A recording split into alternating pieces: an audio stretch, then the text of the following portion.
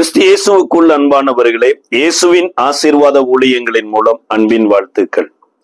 கர்த்தர் இந்த 8 மாதங்களும் அற்புதமாய் நடத்தி இந்த 9வது மாதத்துக்குள் உங்களையும் என்னையும் பிரவேசிக்க வைத்திருக்கிறார். இந்த வருடத்துல கர்த்தர் என்ன வாக்கு கொடுத்தாரோ அதன்படியே அதற்கு ஏற்ற விதமாகவே தேவன் நம்மை நடத்தி கொண்டு வருகிறார். இந்த 9வது மாதத்திற்காக தேவ சமூகத்துல காத்திருந்து ஜெபித்த போது கர்த்தர் கொடுத்த நல்ல ஒரு வாக்குத்தத்த வசனம் ஏசாயா தீர்க்க தரிசன புஸ்தகம் 55ஆம் அதிகாரம் 3வது வசனம்.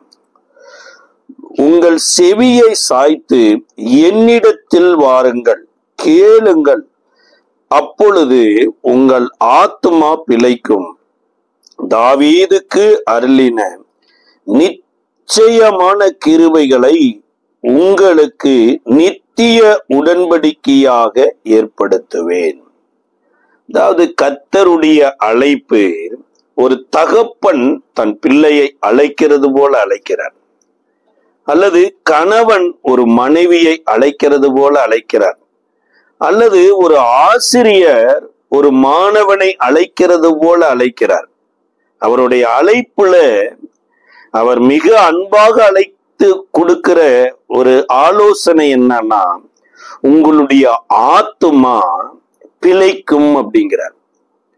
இந்த உலகத்துல நம்ம எவ்வளவு பேரோட இருக்கலாம், புகழோடு இருக்கலாம், ஆஸ்தி அந்தஸ்தோட இருக்கலாம், வசதிகளோடு இருக்கலாம், ஆனா ஆத்துமா எனப்பட்டது அறிவில்லாமல் இருந்தாலோ அல்லது ஆத்துமா எனப்பட்டது மண்ணோடு ஒட்டி இருந்தாலோ அது நல்லதில்லை. இன்னைக்கு எத்தனையோ பேருடைய ஆத்துமா வியாதிப்பட்டு இருக்கிறது. எத்தனையோ பேருடைய ஆத்துமா பிகாஸ் சுயநினைவு என்று இருக்குது பாருங்க. எத்தனையோ பேருடைய ஆத்துமா ஹோமோ ஸ்டேஜ்ல இருக்குது. அதாவது இருக்குது ஆனா பயன்பாடற்று இருக்குது. அதனாலதான் கர்த்தர் இந்த மாதத்துல உங்களுக்கு எனக்கும் கொடுக்கிற அந்த வாக்குத்தத்தத்துல ஆத்துமாவை பிழைக்க வைக்கிறாராமா. அப்ப ஆத்துமாவை பிழைக்க வைக்கிறதற்கு கர்த்தர் முதலாவது என்ன சொல்றாருன்னா, என்னிடத்தில் வந்து சாய்ந்து கேளுங்கள் அப்படிங்கிறார். அதாவது நான் உங்களுக்கு எதிரி அல்ல, அல்லது நீங்களும் எனக்கு எதிரி கிடையாது. உங்களுக்காகத்தான் இந்த உலகத்தையே படைத்திருக்கிறேன். உங்களுக்காகத்தான் தன்னுடைய சொந்த குமாரனாகிய இயேசுவை இந்த உலகத்துக்கு அனுப்பி மரணத்துக்குள்ள ஒப்பு கொடுத்திருக்கிறேன். இப்படி இருக்கிற போது உங்களுடைய ஆத்துமா பிழைக்கிறதற்கு நீங்கள் என்னுடைய உபதேசத்தை கேளுங்கள் அப்படிங்கிறார். இஸ்ரவேல் மக்களுக்கு கூட கர்த்தர் ஒரு பாலும் தேனும் நலமும் விசாலமுமான ஒரு தேசத்தை அவர்கள் விரும்பாமலோ அவர்கள் கேட்காமலோ ஆபிரகாமுக்கு வாக்கு பண்ணின வாக்குத்தத்தத்தின்படியே தான் கொடுத்தார்.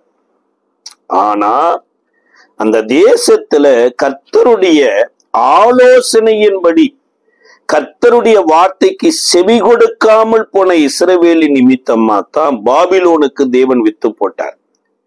இஸ்ரவேலரை பாபிலோனியர்கள் சிறைபிடித்து கொண்டு போனதற்கு பாபிலோனியர் வலிமையானவர்களும் அல்ல, தேவன் பலவீனமானவரும் அல்ல. தேவனுடைய சத்தத்திற்கு அவர்கள் செவி சாய்க்கல. தேவனுடைய சத்தத்தை கொண்டு வந்த தீர்க்கதரிசிகளை கூட கொலை செய்தாங்க, எதிராக இருந்தாங்க. அதனாலதான் அவர்கள் ஆத்துமா பாபிலோன்ல போய் சிறைப்பட்டு இருந்தது. அதே மாதிரிதான் இந்த நாட்களிலோ நம்மளுடைய ஆத்மாவும் எங்கேயோ ஒரு இடத்துல சிறைப்பட்டு போயிருக்கலாம். ஆனா கர்த்தர் சொல்றாரு, என்னிடத்தில் வாருங்க, என்னிடத்தில் சாய்ந்து என்னுடைய வசனத்தை கேளுங்கள், அப்பொழுது உங்கள் ஆத்துமா பிழைக்கும் என்று சொல்லிட்டு தான் தாவீதுக்கு அருளின நிச்சயமான கிருபை அப்படின்னு சொல்லிட்டு உங்களுக்கு நித்திய உடன்படிக்கையாக ஏற்படுத்துவேன் அப்படிங்கிறார். அப்ப தாவீதுக்கு அருளின நிச்சயமான கிருபை என்ன? இன்றைக்கு தேவன் நமக்கு தாவீதுக்கு அருளின நிச்சயமான கிருபையை கொடுப்பேன்னு சொல்லல, நான் நித்திய உடன்படிக்கையாக ஏற்படுத்துவேன் என்று சொல்லி இருக்கிறார். அப்ப கொடுக்கிறது வேற, ஏற்படுத்துகிறது வேற. உடன்படிக்கை எனப்பட்டது கணவன் மனைவி இருவரும் மகா பரிசுத்தமான தேவனுக்கு முன்பாக தங்களை ஒருவருக்கு ஒருவர் முழுவதுமாக கீழ்ப்படிந்து நடப்பதற்கான ஒரு கவனனுக்குள்ள வருகிறது போலதான் கர்த்தர் இங்க என்ன சொல்றாருன்னா, இந்த மாதத்தின் மாத்திரமல்ல, ஒவ்வொரு நாளும் கர்த்தருடைய இந்த ஆசீர்வாதம் நித்திய உடன்படிக்கையாய் ஏற்படுத்துவேன் அப்படிங்கிறார். இப்ப தாவீதுக்கு அருளின நிச்சயமான கிருபை அநேகம் இருக்குது. அதுல மிக மிக முக்கியமான 3 கிருபையை குறித்து இந்த நாளிலும் தியானித்து இந்த வாக்குத்தத்த வசனத்தின்படியே கர்த்தர் நம்மை ஆசீர்வதிக்கும்படி நம்ம ஜெபிக்க போகிறோம். அதாவது வேதாகமத்தினுடைய நாயகர் அப்படின்னா இயேசுதாங்க. உலகத்தார் கூட பழமொழி சொல்லுவாங்க, நாயை கண்டால் கல்ல காணா, கல்லை கண்டால் நாயை காணா அப்படிம்பாங்க. ஆனா பரிசுத்த வேதாகமத்துல நாயகராகிய இயேசுவை பார்த்தோம்னா நியாயப்பிரமாணமாகிய கல் இருக்காது. நியாயப்பிரமாணமாகிய கல்லை பிடித்து கொண்டிருந்தோம்னா அன்பின் நாயகராகிய இயேசு தெரிய மாட்டார்.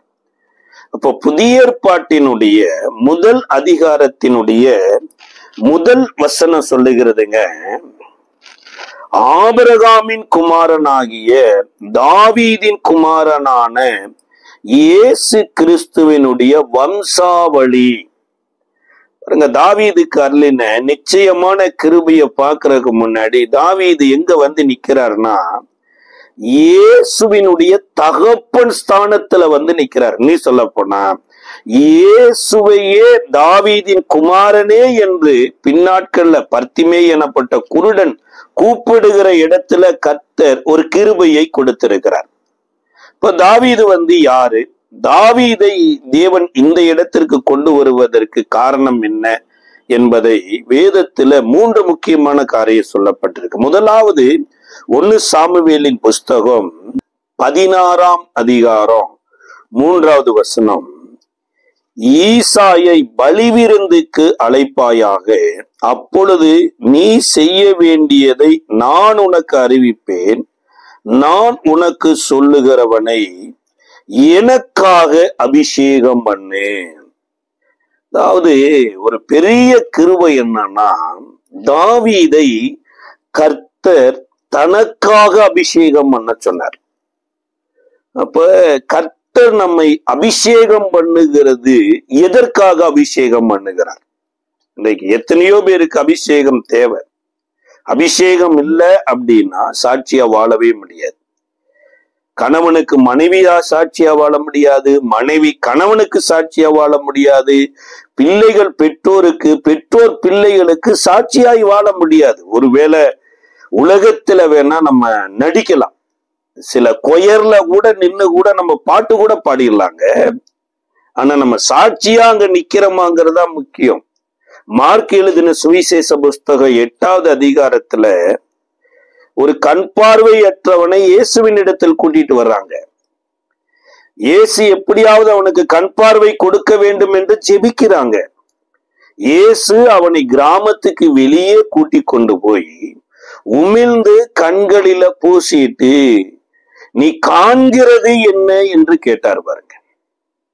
அந்த குருடனாய் இருந்து பார்வை அடைந்தவன், மனிதர்களை மரங்களை போல் காண்கிறேன் அப்படின்னா, நம்ம யோசிச்சு பாருங்க, நம்ம தேவனுடைய சமூகத்துல நிக்கிறவங்க மற்றவங்களை எப்படி பார்க்கிறோம்? இன்னைக்கு உலகம் பாருங்க, வஞ்சகமா பரிசுத்த ஸ்தலத்துக்குள்ளே உள்ள நுழைஞ்சு பரிசுத்த ஸ்தானத்துல நிக்கிறவர்களையும் பரிசுத்த குலைச்சலாக்கிறது. அன்றைக்கு யோசுவா எனப்பட்ட பிரதான ஆசாரியன் கூட தேவனுடைய சமூகத்தில் வந்து நிற்கும் போது அழுக்கு வஸ்திரம் தரித்தவனாய் வந்து நிற்கிறான். அழுக்கு வஸ்திரம் தரித்திருந்த அவனுடைய வலது பக்கத்துல சாத்தானு வந்து நிக்கிறாங்க. அப்ப தேவ சமூகத்துல நிக்கிற பிள்ளைகள் எப்படி பார்க்கிறோம், எப்படி பேசிக்கொள்ளுகிறோம் என்பது தேவன் கவனிக்கிறார். வேதம் சொல்லுகிறது, அந்த குருடனை இடத்துல ஆண்டவர் கேட்டபோது அந்த குருடனாய் இருந்து பார்வை அடைந்தவன் மனிதர்களை மரங்களைப் போல் காண்கிறேன் அப்படின்னா, ஆண்டவர் மறுபடியும் தொட்டு அவனை செம்மையாய் பார்க்க வைத்தார். அப்ப கர்த்தரோடு நிக்கிற மனுஷனே தப்பா பார்த்தானா, கர்த்தரற்று வாழுகிற மனுஷன் எப்படி பார்க்க மாட்டான்? அதே மாதிரி தேவனுடைய பிரகாரத்தில் நிக்கிறவங்களே ஆவிக்குரிய வாழ்க்கையில சாட்சி இல்லைன்னா தேவனற்று இருக்கிறவர்கள் என்ன சாட்சிக்குள்ள போவாங்க? வேதம் சொல்லுதுங்க, பரிசுத்த ஆவி இல்லாம எந்த மனிதனும், ஒருவேளை தலை சிறந்த ஊழியக்காரருக்கே பிறந்திருக்கலாம், சாட்சியா இருக்க முடியாது. அன்றைக்கு சாமுவேல் மிகப்பெரிய ஒரு விட்னஸ், ஆவிக்குரிய விதத்துல ஊர் உலகமே சொல்லப்படத்தக்கதாக ஒரு மிகப்பெரிய ஒரு ஊழியக்காரர். இன்னைக்கு சவுலனுடைய கழுதை காணாம போன போது சவுலனுடைய வேலைக்காரர் சாட்சி கொடுக்கிறார், இங்க ஒரு தேவனுடைய மனிதர் இருக்கிறார், அவர் பெரியவராய் இருக்கிறார், அவர் சொல்லுகிறதெல்லாம் நடக்குங்கிறார். ஆனா அந்த சாமுவேலினுடைய பிள்ளைகள் பாருங்க, சாட்சி இல்லாம போயிட்டாங்க. இன்றைக்கு நீங்களும் நானும் பிறப்புல யாருக்கு வேணாலும் பிறந்திருக்கலாம், ஆனா தேவனால் பிறக்கலைன்னா, பரிசுத்த ஆவியானவர் நமக்குள்ள வரலன்னா, உலகத்திற்கு வேணா ஒரு பரிசுத்த சந்ததி போல தெரியலாமே தவிர தேவனுக்கென்று பரிசுத்த சந்ததியாய் வாழ முடியாது. ஏன்னா ஏன் சொல்றாங்க, பரிசுத்தாவி உங்களிடத்தில் வரும்போது நீங்கள் ஃபர்ஸ்ட் பலனடைவீங்க.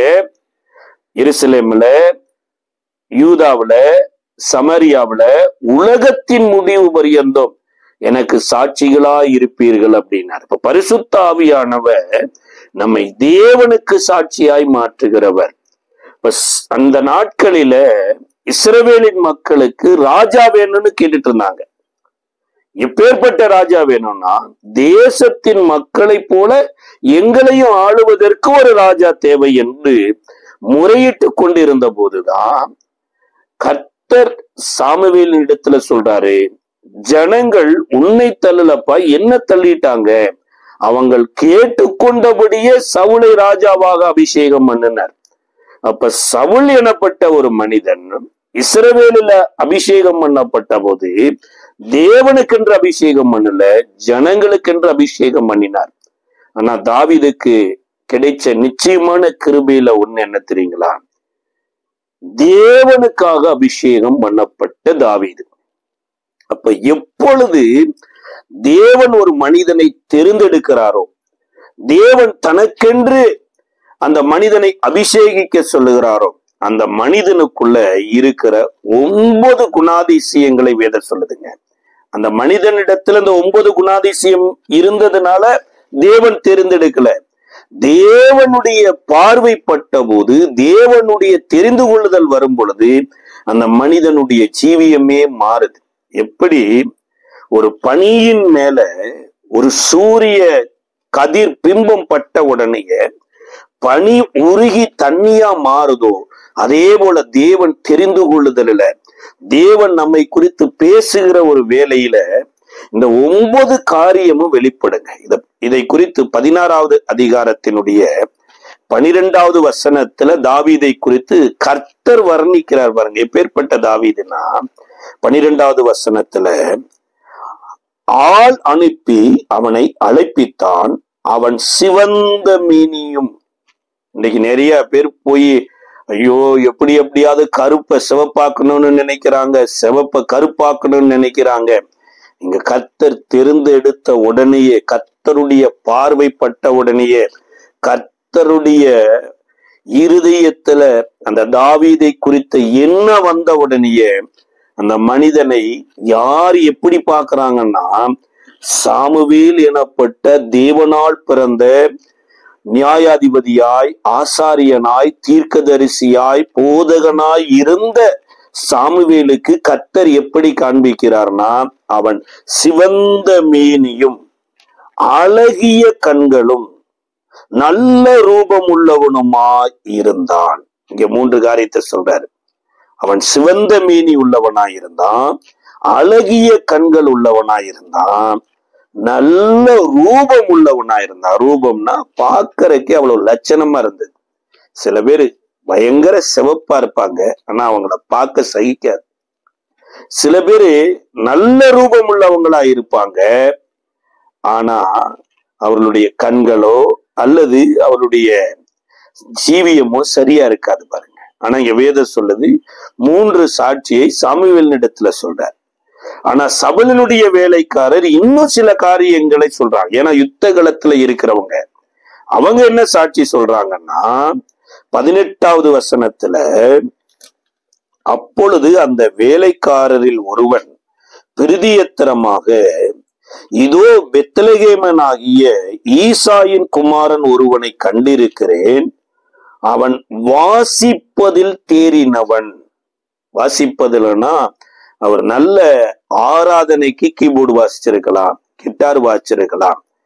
அவர் அதாவது இசையோடு கலந்து வாசிக்கிறவன், அந்த இசையில மக்கள் விரும்பத்தக்க ஒரு வாசிக்கக்கூடிய ஒரு இன்ஸ்ட்ருமெண்ட் வைத்திருக்கிறான் என்று இவனை குறித்து சாட்சி கொடுக்கிறார்.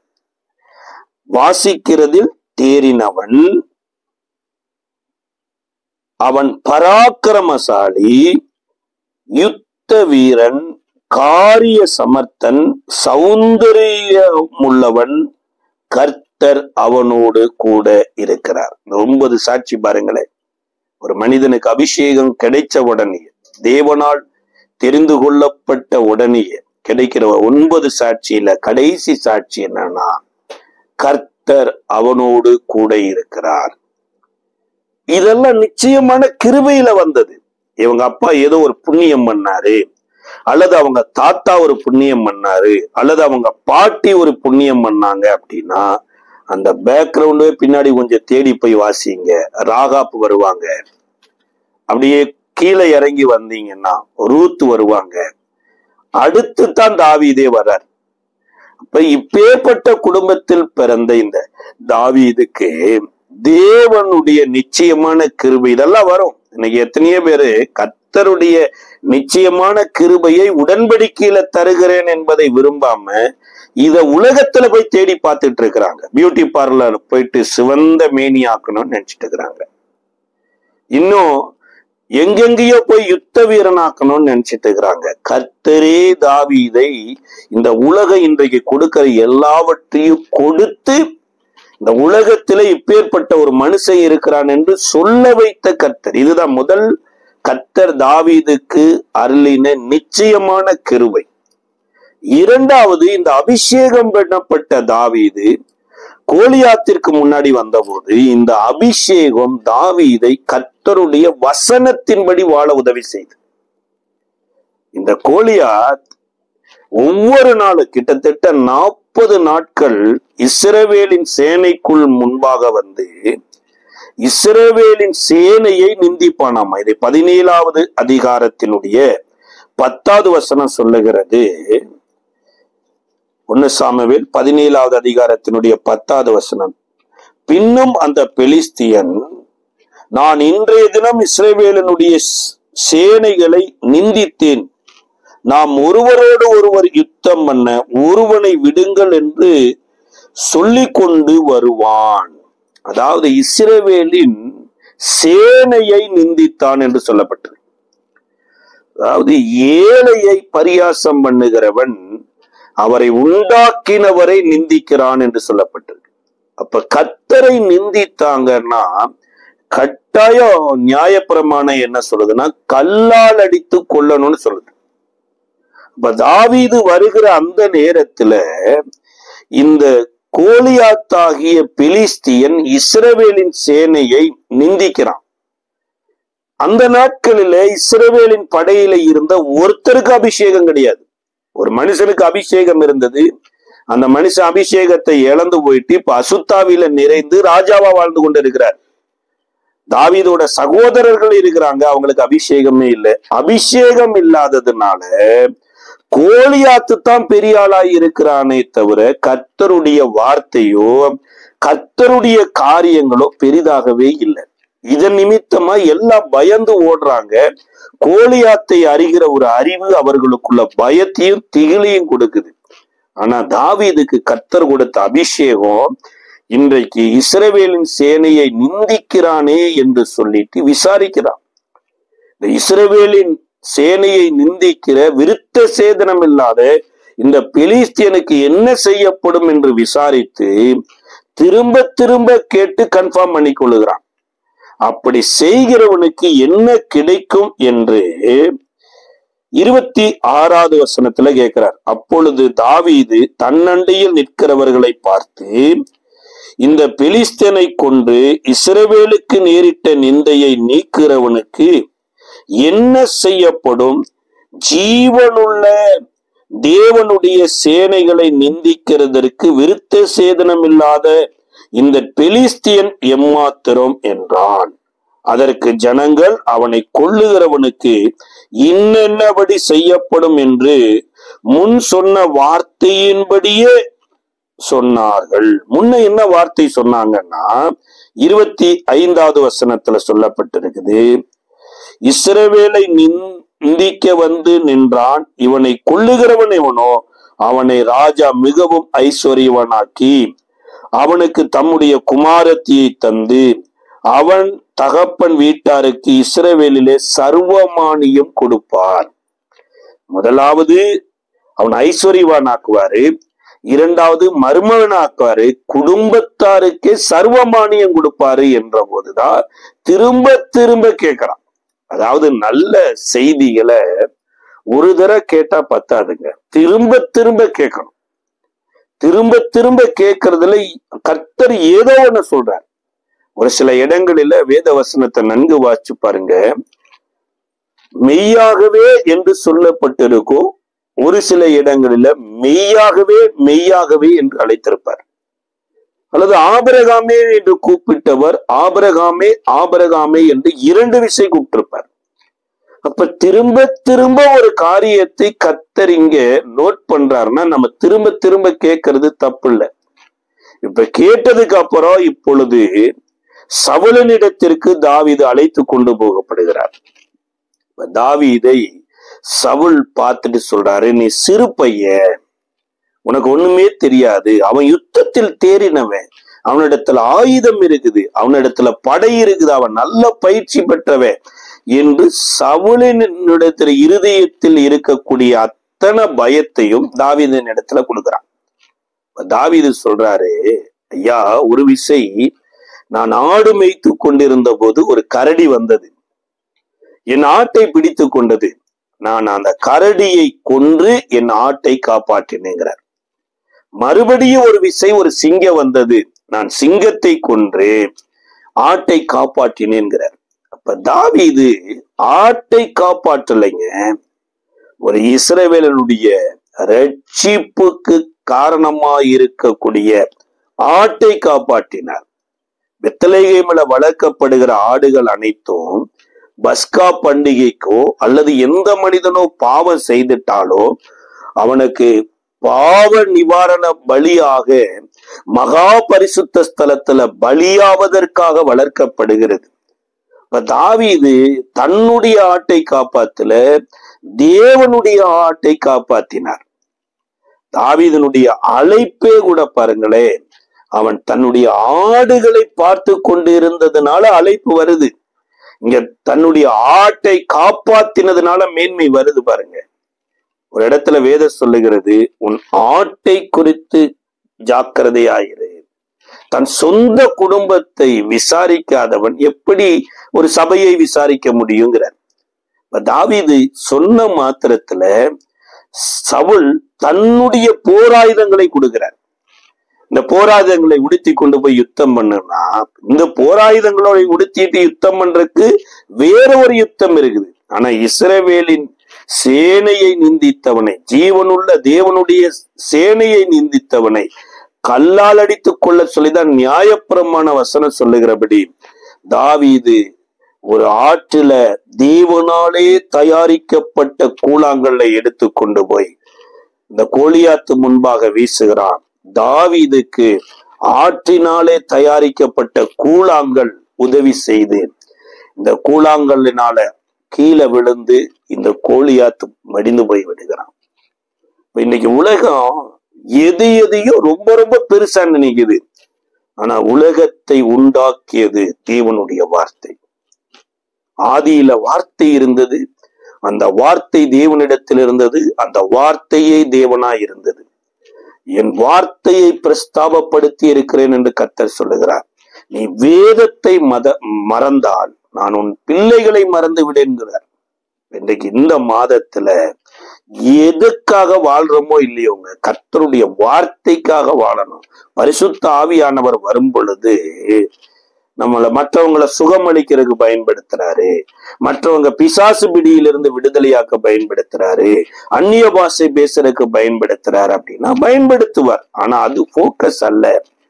சத்திய ஆவி உங்களிடத்தில் வரும் பொழுது சகல சத்தியத்துக்குள்ள வழி நடத்துவார். யோவான் எனப்பட்ட தேவனாலே திவ்ய வாசகனாகிய ஒரு போதகராகிய பாஸ்டர் ஜான் சொல்றாரு, நீங்கள் சத்தியத்தில் நடக்கிறீர்கள் என்று கேள்விப்பட்டு அதுல எனக்கு கிடைத்த மகிழ்ச்சிக்கு நிகரானது வேறு எதுவுமே இல்லைங்கிறார். இன்னைக்கு நீங்களும் நானும் பரிசுத்தாவி பெறுவது எதற்காகனா வேத வசனத்தின்படி வாழத்தான். தாவீதினுடைய வாழ்க்கையில தேவ ஆவியானவர் வரும்போது வசனத்தின்படி ஒரு யுத்தம் பண்றார். அப்ப தாவீதுக்கு இரண்டாவது கிடைச்ச நிச்சயமான கிருபை என்னன்னா, வசனத்தின்படி வாழ்ந்ததுனால வசனம் வர வெற்றி சிறக்கப்பட்டுச்சு. நீங்களும் நானும் கர்த்தருடைய வசனத்தின்படி வாழ்ந்தோம்னா ஒருவேளை போராட்டம் வரலாம், எதிர்ப்பு வரலாம். ஏன்னா இயேசு சொல்றாங்க, இந்த வசனத்தை கேட்டு இதன்படி நடக்கிறவன் எவனோ அவன் புத்தியுள்ள மனுஷன் கண்மலையின் மேல அஸ்திபாரம் போடுகிறான். அப்ப இவன் கண்மலையின் மேல அஸ்திபாரம் போடப்பட்டிருக்கிறான்னு காற்று இவனை தேடி வராமல் இருக்காது, பெருமலை இவனை தேடி வராமல் இருக்காது, பெருவெள்ளம் இவனை தேடி வராமல் இருக்காது. வரும், காற்று வரும், பெருவெள்ளம் வரும், பெருமழை வரும். ஆனாலும் இந்த கண்மலை காற்றை காட்டிலும் பெரியது, இந்த கண்மலை பெருவெள்ளத்தை காட்டிலும் பெரியது, இந்த கண்மலை பெரு வெள்ளத்தை காட்டிலும் பெரியது. எல்லாமே இதை பார்த்து சல்யூட் அடிச்சுட்டு போயிடும். கர்த்தருடைய வசனத்தின்படி யார் வாழ முடியும்னா பரிசுத்த ஆவியை பெற்றவர்கள் தான் வாழ முடியும். தாவீதுக்கு அபிஷேகம் வசனத்தின்படி யுத்தம் பண்ண உதவி செய்தது. இந்த யுத்தத்துல ஜெயம் கிடைத்ததுக்கு அப்புறம் இந்த தாவீது பாருங்களே, அபிஷேகம் பண்ணின சாமுவேல்கிட்ட போகல. இது அநேகருடைய வாழ்க்கையில பாருங்க, ஏதோ ஒரு கஷ்டம் வந்தா தான், நெருக்கடி வந்தா தான், போராட்டம் வந்தா தான் தேவனிடத்திலையும் பரிசுத்தவான்களிடத்திலும் போகிறாங்க. ஆனா நன்மைகள் வருகிற போது பாருங்களேன், சொந்த பந்தம் வந்துருவாங்க, நண்பர்கள் வந்துருவாங்க, உறவினர்கள் வந்துருவாங்க, ஒரே செலிப்ரேஷன் தான். இந்த தாவீதை அபிஷேகம் பண்ணினது யாருன்னா சாமுவேல் தான். கோலியாத்தை அடிச்சு வெற்றி பெற்று வந்த போது இதே தாவீது சாமுவேல்கிட்ட போனதாகவோ சாமுவேலுடைய துணையை தேடினதாகவோ வேதத்துல இல்லை. சவுல்கிட்ட போறாரு, சவுல் மர்மன ஆக்குறங்கிறாரு, 100 பெலிஸ்தியனுடைய நுனித்தோலை வெற்றாரு. எல்லாமே சவுலும் தாவீதும் தான். ஆனா ஒரு நாள் வந்தது பாருங்க, அரண்மனையில இருக்கிற தாவீதை சவுல் ஈட்டியால குத்தி கொலை செய்ய தேடுறார். அந்த நேரத்துலதான் தப்பித்து இப்ப சாமுவேல்கிட்ட ஓடுறார். இதை குறித்து 1 சாமுவேலின் புஸ்தகம் 19வது அதிகாரம் சொல்லுகிறது. சாமுவேல் இடத்துல போனதுக்கு அப்புறம் சாமுவேலும் தாவீதும் ஒன்றாய் இருக்கிற இடத்துல கர்த்தர் இருந்தார். இப்ப சவுல் 50 பேர் அனுப்பிச்சுடுறார் தாவீதை தூக்கி கொண்டு வரும்படியாய்.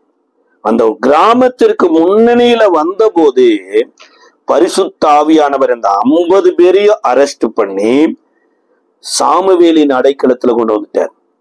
மறுபடியும் ஒரு 50 பேர் அனுப்புறாரு, மறுபடியும் 50 பேரை பரிசுத்த ஆவியானவர் அரெஸ்ட் பண்ணி சாமுவேலின் அடைக்கலத்துல, மறுபடியும் ஒரு 50 பேர், மறுபடியும் பரிசுத்த ஆவியானவர் அரெஸ்ட் பண்ணி சாமுவேலின் அடைக்கலத்துல. ஐயா, அந்த பரிசுத்த ஆவியானவர் அன்லிமிட்டடா ஒர்க் பண்றவர். இன்னைக்கு மனுஷன் கூட பாருங்க லிமிட்டடா தான் ஒர்க் பண்ணுவான். வேலையால் கூலிக்கு பாத்திரவான் மாதிரி வேலைக்காக வருகிறவன் வேலை மாத்திரம் செய்துட்டு போயிடுவான். ஆனா பரிசுத்த ஆவியானவர் பாருங்க, நம்மளோடு கூட இருப்பாருன்னா, நம்ம இந்த பரிசுத்தவான்களுடைய ஐக்கியத்துல இருப்பாருன்னா, இளைப்பாறுதலே இல்லாமல் நமக்காக யுத்தம் பண்ணுகிற ஆவியானவர். மறுபடி கடைசியா சவுல் வர்றாரு. சவுல் வஸ்திரம் இல்லாமல் ஒரு இரவு பகல் 24 மணி நேரம் நிர்வாணமாய் பரிசுத்த ஆவியானவர் அவரை போட்டு இதே சாமுவேலுக்கு கீழே அரெஸ்ட் பண்ணி வச்சிட்டார். இப்ப இன்றைக்கு நீங்களும் நானும் ஆபத்து வருகிற போது எங்க ஓடுகிறங்கிறத காட்டிலும் எக்காலத்திலும் கர்த்தரை துதிக்கணுங்க. எக்காலத்திலும் கர்த்தருக்குள் களி கூறணும். ஏதோ ஒரு மகிழ்ச்சி வந்துருச்சுன்னா உலகத்திலையும், கஷ்டம் வந்துருச்சுன்னா தேவனிடத்திலையும் போறது, அது ஆண்டவருடைய பிள்ளைகளுடைய அழகே கிடையாது.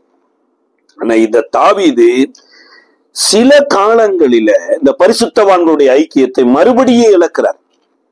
சாமுவேல் உயிரோடு இருக்கும்போது இதே சவுல் தாவீதை கொலை செய்ய வகை தேடின போது, இப்ப சாமுவேலின் அடைக்கலத்துல போகாம ஒரு ட்ரெடிஷனலான ஆசாரின் இடத்துல போறான். இதை குறித்து இயேசு கூட சொல்றார். ஆசாரியன் புசிக்க வேண்டிய அப்பத்தை தாவீது புசித்தாரே, அது எவ்விதத்தில் நியாயம்? மனுஷகுமாரன் ஓய்வு நாளுக்கும் ஆண்டவராய் இருக்கிறார் என்கிறத லூக்கா 6வது அதிகாரத்துல சொல்லும் போது இந்த தாவீதை கோட் பண்றார். அப்ப தாவீது அந்த ட்ரெடிஷனலான ஆசாரியின் இடத்துல போய், ராஜாவின் காரியம் பெரிதாய் இருக்கிறது, உம்மிடத்தில் ஏதாகிலும் இருக்குதான்னு கேட்கிறார். இதை குறித்து 1 சாமுவேல் 21வது அதிகாரத்தினுடைய 9வது வசனம் சொல்லுகிறது. அதற்கு ஆசாரியன், நீர் 7 பள்ளத்தாக்கிலே கொன்ற பெலிஸ்தனாகிய கோலியாத்தின் பட்டயம் இதோ ஏபோத்துக்கு பின்னாக ஒரு புடவையிலே சுருட்டி வைத்திருக்கிறது, அதை நீர் எடுத்துக்கொள்ள மனதானால் எடுத்து கொண்டு போகும், அதுவே அல்லாமல் வேறொன்றும் இங்கே இல்லை என்றான். அப்பொழுது தாவீது, அதற்கு நிகரில்லை, அதை எனக்கு தாரும் என்றான்.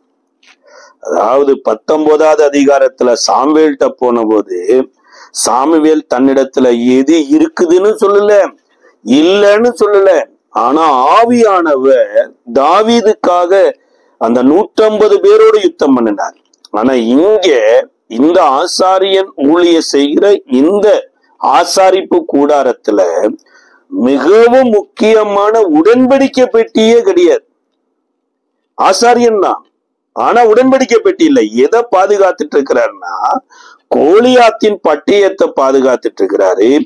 தேவ சமூகத்துக்கு மனிதர்கள் செய்கிற அப்பத்தை எடுத்து பாதுகாத்துட்டு இருக்கிறார்.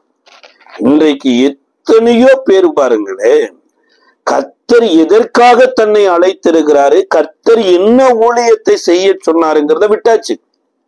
இந்த உலகத்துல சிஎம் ஆகணுமானா அவனுக்கு போய் துதி பாடுகிறது, இல்லது பிஎம் ஆகுறாங்கன்னா அவங்களுக்கு போய் துதி பாடுகிறது. இந்த உலகத்திற்காக சில அங்கிகளை மாட்டிக்கொண்டு பிசப்பு, ரெவரண்டு, இனி என்னென்ன பேரையோ போட்டுட்டு எதை பார்த்துக்கிட்டு இருக்கிறாங்கன்னா கோலியாத்தின் பட்டயத்தை தான். சார், அந்த கோலியாத்தின் பட்டயம் அவனையே காப்பாத்தல. இதே தாவீது ஒரு நாள் இந்த கோலியாத்தின் பட்டயத்தை எடுத்துத்தான் கோலியாத்தையே வெட்டினாரு. கோலியாத்தையே காப்பாத்தாத பட்டயத்தை பத்திரமா பாதுகாத்து கொண்டிருந்த ஆசாரியன். இப்ப தாவீது வந்த போது என்னிடத்தில் வேறொன்றும் இல்லை, இதுதான் இருக்குன்ன போது தாவீது சொல்றாரு, இதற்கு நிகர் வேற எதுவும் இல்லை என்றாரு. இந்த பட்டயத்தை இந்த ஆசாரியன் தாவீதுக்கு கொடுத்தாரு. இந்த ஆசாரியன் பட்டயத்தினாலே கொல்லப்பட்டான். சாமுவேல் அப்படி கிடையாதுங்க. அப்ப சாமுவேல் உயிரோட தான் இருக்கிறார். 25வது அதிகாரம் 1வது வசனத்துலதான் சாமுவேல் மரணம் அடைகிறார்.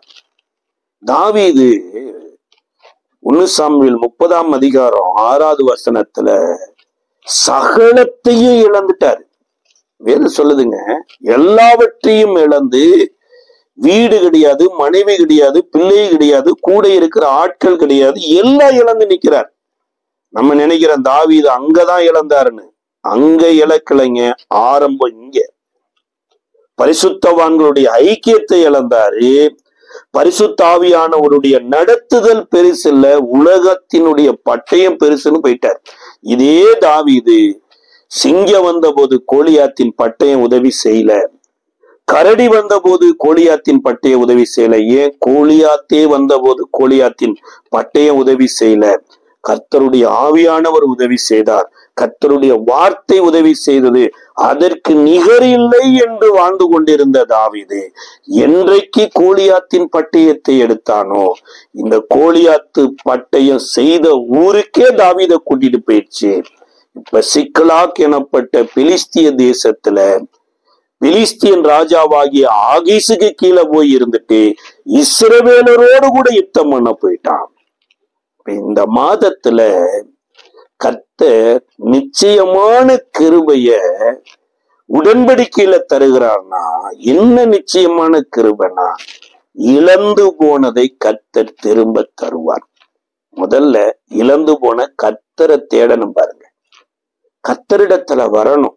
அதனாலதான் ஏசாயா 55:3 ஒரு தகப்பன் தன் பிள்ளையை அழைக்கிறது போல, ஒரு குரு தன்னுடைய சிஷியனை அழைக்கிறது போல, ஒரு கணவன் ஒரு மனைவியை அழைக்கிறது போல கர்த்தர் அழைத்து சொல்றார், எனக்கு செவி கொடுங்க, உங்கள் ஆத்துமா பிழைக்குங்கிறார். தாவீது கர்த்தரிடத்துல போன போது கர்த்தர் முதலாவது தாவீதுக்கு திருப்பி கொடுத்தது என்னன்னா, அபிஷேகம் இல்லாத ஒரு இருதயத்தை எடுத்துட்டு அபிஷேகம் பண்ணப்பட்ட ஒரு இருதயத்தை கொடுத்தார். கர்த்தருடைய அபிஷேகம் நம்ம இருதயத்துக்குள்ள வேலை செய்யுதுன்னா, மற்றவனுடைய காயங்களை ரிசர்ச் பண்ண மாட்டோம். மற்றவன் தண்டிக்கப்படுகிற போது நியாயப்பிரமாணத்தின்படி அது சரியா தவறா என்று ரிசர்ச் பண்ண மாட்டோம். கல்வாரி சிலுவையில இயேசுவோடு கூட ஒரு கள்ளன் அறையப்பட்டிருக்கிறான். அந்த கள்ளன் கதறுகிறான், ஆண்டவரே உம்முடைய ராஜ்யத்தில் வரும்போது உமது அடியானை நினைத்துக் கொள்ளும் என்று கதறுகிறான். எத்தனை பேரை நீ கற்பழிச்ச, எத்தனை வீட்டை நீ தீக்கொளுத்தின, எத்தனை குடும்பத்தை நீ நாசப்படுத்தின, உனக்கு பரதேசி எனப்பட்டது தேவையா என்று கர்த்தர் அங்க ரிசர்ச் பண்ணல. அந்த நொறுங்குண்ட இருதயத்தை, நறுங்குண்ட ஆவியை கவனித்து, இன்றைக்கே என்னோடு கூட பரதேசியில் இருப்பாயினார். அன்றைக்கு இயேசு ராஜாதி ராஜாவா சிலுவையில தொங்கினாரானா, இஸ்ரவேலருக்கு மிகப்பெரிய சபிக்கப்பட்ட மனிதனாய் காண்பிப்பதற்கு மரத்துல ஏற்றி இவ்வளவு வேதனைகளில, உச்சந்தலையிலிருந்து உள்ளங்கால் வரை இவ்வளவு பிற்கப்பட்ட நிலைமையிலும் கூட இயேசுவினுடைய இருதயம் அபிஷேகம் பண்ணப்பட்ட இருதயமா இருந்தபடினால அவனை இன்றைக்கே என்னோடு பரதேசியில் இருப்பாயினாரே, அதே இருதயத்தை தான் இப்பொழுது தாவீதுக்கு கர்த்தர் கொடுத்ததுனால, ஒரு எகிப்தியனை அமலேக்கியர் கூட்டிக் கொண்டது யுத்தத்துல பயன்படுத்தினாங்க. இவன் பலவீனமானபடினால வழியில விட்டுட்டு போயிட்டாங்க. எகிப்தியரின் பார்வைக்கு இஸ்ரவேலர் அருவருப்பானவங்க. என்னை அருவருப்பாய் பார்க்கிற ஒரு எகிப்தியன் வழியில குட்டுயிராய் கிடக்கிறான் என்று உலக மனுஷனை போல பார்க்கல.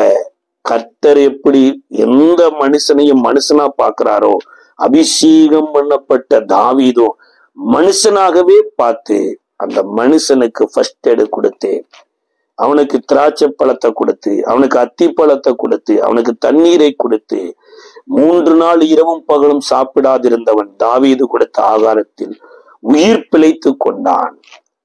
இதுதாங்க நிச்சயமான கிருபை. ஒருவேளை நம்ம அறியாம உலகத்தின் பட்டயம் பெஸ்ட்ன்னு எடுத்துட்டு போலாம், ஆவி இல்லாதவர்களோடு ஐக்கியப்பட்டு கொண்டு அவர்கள் கொடுக்கிறதையே ஆகாரம் என்று எடுத்துக்கொண்டு போகலாம். ஆனா அபிஷேகம் பண்ணின சாமுவேல் மரித்து போனாலோ, அபிஷேகம் பண்ண சொன்ன கர்த்தர் உயிரோடு இருந்து இந்த தாவீதுக்கு நிச்சயமான கிருபையை தந்தார். இந்த மாதத்துல கர்த்தர் இந்த நிச்சயமான கிருபையை தருவேன்னு சொல்லல, நிச்சயமான கிருபையை உடன்படிக்கை பண்ணுவேன்கிறார். அது இயேசுவின் மூலமா இந்த மாதத்துல உங்களுடைய வாழ்க்கையில என்னுடைய வாழ்க்கையில நிறைவேற உதவி செய்வார். இந்த மாதத்தில் மாத்திரமல்ல, நீங்க எந்த நாளிலெல்லாம் ஒருவேளை அந்த தாவீதை போல உணர்வு அடைந்து கர்த்தரை நோக்கி அபிஷேகத்தை இழந்துட்டேன், பரிசுத்தவான்களுடைய ஐக்கியத்தை இழந்துட்டேன், தேவ திட்டத்தை இழந்துட்டேன், தேவன் எனக்கென்று ஏற்படுத்தி வைத்த வழிக்கு எதிராகவே நான் செயல்பட்டு விட்டுட்டேன் என்று கதறுகிறோமோ, அந்த இடத்திலேயோ தாவீதை கைதூக்கி விட்ட கர்த்தர் இந்த மாதத்திலேயும் கர்த்தர் உங்களை கைதூக்கி விடுவார். நம்ம ஜெபிக்கலாமா? முக்கியமா 3 காரியத்தை நம்மளுடைய வாழ்க்கையில கர்த்தர் தர விரும்புகிறார். முதலாவது, நல்ல ஒரு அபிஷேகத்தை கர்த்தர் தருகிறார். அபிஷேகத்தின்படி வாழ, வசனத்தின்படி வாழ ஆவியானவர் உதவி செய்கிறார். ஒருவேளை தெரிஞ்சோ தெரியாமலோ தவறுதலான ஃபெல்லோஷிப், கர்த்தருடைய அபிஷேகத்தை இழந்து தேவ திட்டத்துக்கு எதிராய் நாம இருந்தா கூட நாம் தேவனிடத்தில் திரும்பும் போது மறுபடியும் நமக்கு கொடுத்த அபிஷேகத்தின்படி ராஜாவாக்குறார், ராஜாத்திகளாக்குறார். நம்ம ஜெபிக்கலாமா? அன்பின் பரலோக பிதாவே, இயேசுவின் நாமத்தில் நன்றியோடு ஸ்தோத்தரிக்கிறோம். தாவீதுக்கு அருளின நிச்சயமான கிருபை உனக்கு தருவேன் என்று நீர் கொடுத்த நல்ல வாக்கு தத்தத்திற்காய் ஸ்தோத்திரம். இந்த மாதத்துல நம்முடைய வார்த்தையின்படி எங்களை ஆசீர்வதியும், பலப்படுத்தும். இயேசுவின் நாமத்தில் ஜெபிக்கிறோம் நல்ல பிதாவே, ஆமென்.